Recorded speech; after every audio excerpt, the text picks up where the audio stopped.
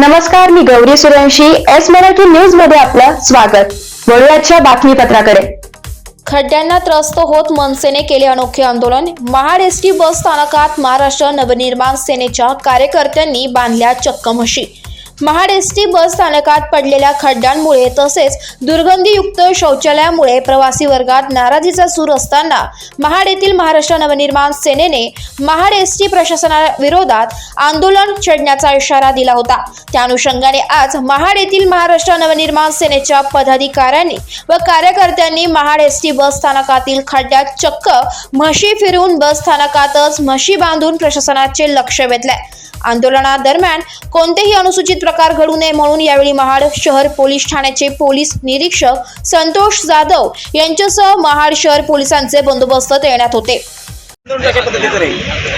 मी जर बघितलं महाड एसटी आगाराची अवस्था तर संपूर्णपणे महाड एसटी आगारामध्ये दबदब तयार झालेला आहे. त्यानंतर महिलांचं बघितलं तर त्याला शेवाळ लागलेली आहे. दुसरी गोष्ट म्हणजे हे तुम्ही समोर बांधकाम बघितलं तर खूप वर्ष रखडलेलं बांधकाम आहे.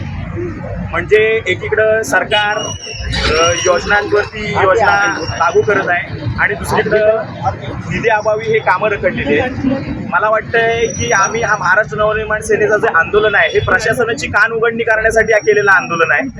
की एक साईडला एक पैसे वाटतायत आणि दुसरी साईडला निधी अभावी कामं रखडवलेली आहेत. तुम्ही बघितलं तर महाराष्ट्रात सर्वात घाणेरडं प्रसाधनगृह महिलांसाठी आणि त्या पुरुषांसाठी आहे. कित्येक वर्ष रखडलेली कामं आहेत ती. आज आपण बघितलं तर आमच्यासोबत श्रीवर्धनचे कोपरे साहेब, सुगदरे साहेब, आमचे मनसेचे उपजिल्हाध्यक्ष चेतनदादा उतेकर ह्या सगळ्यांनी आंदोलनामध्ये सहभाग घेतलेला आहे. मी आणि महाडमधील तालुक्यातील इतर सर्व पदाधिकारी आहेत. मी ह्या पदाधिकाऱ्यांचे सगळ्यांचे अभिनंदन करीन, कारण का त्यांनी उत्स्फूर्तपणे ह्या आंदोलनामध्ये सहभाग घेतला आहे आणि शासनाचा निषेध केलेला आहे. त्यामुळे आज हे आंदोलन आमचं सक्सेसफुल झालं आहे आणि यापुढं महाराष्ट्र शासनाची कान उघडणी या आंदोलनातून नक्कीच होईल असं मी जाहीर करतो. एस मराठी न्यूजसाठी प्रतिनिधी नितेश लोखंडे, महाड. अशाच ताज्या घडामोडी जाणून घेण्यासाठी आमच्या एस मराठी न्यूजला लाईक करा, शेअर करा, सबस्क्राईब करा आणि पाहत रहा एस मराठी न्यूज.